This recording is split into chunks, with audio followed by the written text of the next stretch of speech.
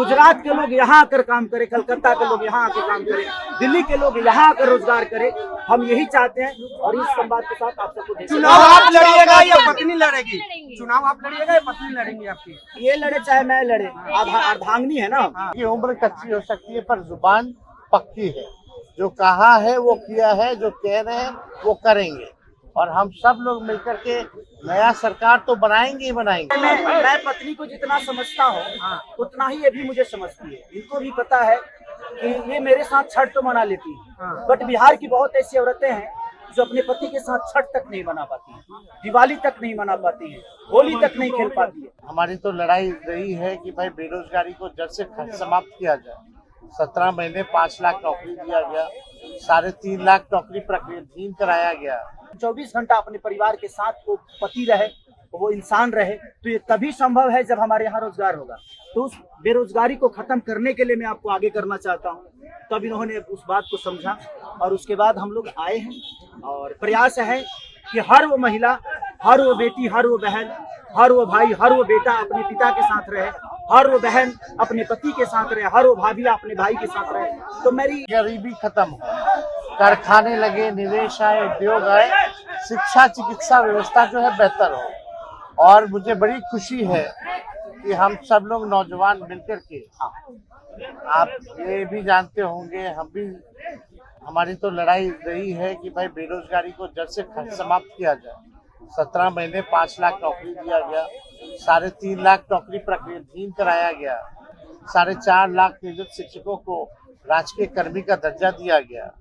अब हम लोगों का एक सपना है कि बिहार से बेरोजगारी खत्म हो। और हमने जैसा आप सब लोगों के सामने कहा है कि हमारा संकल्प है, हमारा प्रण है और हमने लोगों से वादा किया है और हमने पहले भी कहा है, तेजस्वी की उम्र कच्ची हो सकती है पर जुबान पक्की है। जो कहा है वो किया है, जो कह रहे हैं वो करेंगे और हम सब लोग मिलकर के नया सरकार तो बनाएंगे ही बनाएंगे। और 14 नवंबर के बाद से हम आपको बता दें कि 20 दिनों के अंदर एक कानून बनाया जाएगा और वो कानून ये होगा जो हमने पहले भी कहा था, जिस परिवार में सरकारी नौकरी नहीं है बिहार में, उस परिवार को एक सरकारी नौकरी हम लोग दिलाने का काम करेंगे। ये हम लोगों का संकल्प है और इसको सरकार बनते ही 20 महीने में जो है हम लोग जो है पूरा करने का काम करेंगे। तो कोई सवाल है तो पूछ सकते हैं। जी, कल आपने कहा कि अभी तक चुनाव लड़ने की बात नहीं हुई है, हमारी पत्नी नहीं बोली है। क्या हुआ कि एक दिन में पत्नी मान गई और फिर आज आप मीडिया के सामने आकर कह रहे हैं?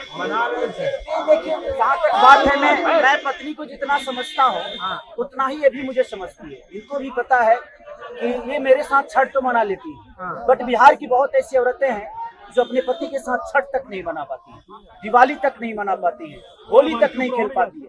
तो मैंने इनसे बोला कि बिहार बदलाव की तरफ जा रहा है। हम चाहते हैं कि हमारे यहाँ के माता बहन बेटी 24 घंटा अपने पति की सेवा करे और 24 घंटा अपने परिवार के साथ वो पति रहे, वो इंसान रहे। तो ये तभी संभव है जब हमारे यहाँ रोजगार होगा। तो उस बेरोजगारी को खत्म करने के लिए मैं आपको आगे करना चाहता हूँ। तब इन्होंने उस बात को समझा और उसके बाद हम लोग आए हैं और प्रयास है कि हर वो महिला, हर वो बेटी, हर वो बहन, हर वो भाई, हर वो बेटा अपने पिता के साथ रहे, हर वो बहन अपने पति के साथ रहे, हर वो भाभी अपने भाई के साथ रहे। तो मेरी ये प्रयास है कि आजीवन जिस तरह बाकी शहरों में लोग अपने पति पत्नी के साथ, अपने परिवार के साथ, अपने माँ बाप के साथ रह के और खुशियों के त्योहार में रहते हैं, उसी तरह हमारा बिहार भी कोई जाए ना, गुजरात के लोग यहाँ आकर काम करे, कलकत्ता के लोग यहाँ आकर काम करे, दिल्ली के लोग यहाँ आकर रोजगार करे।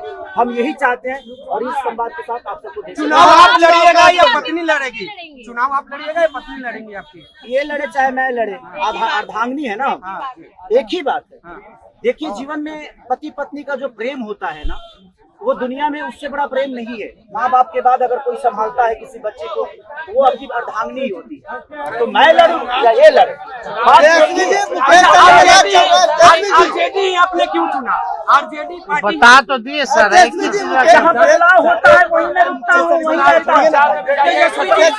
हर जगह, हर शहर में, हर जिला में जाऊंगा मैं, हर जिले में। चलिए मैडम को थोड़ा आगे कीजिएगा सर, मैडम को थोड़ा आगे कीजिए। मैडम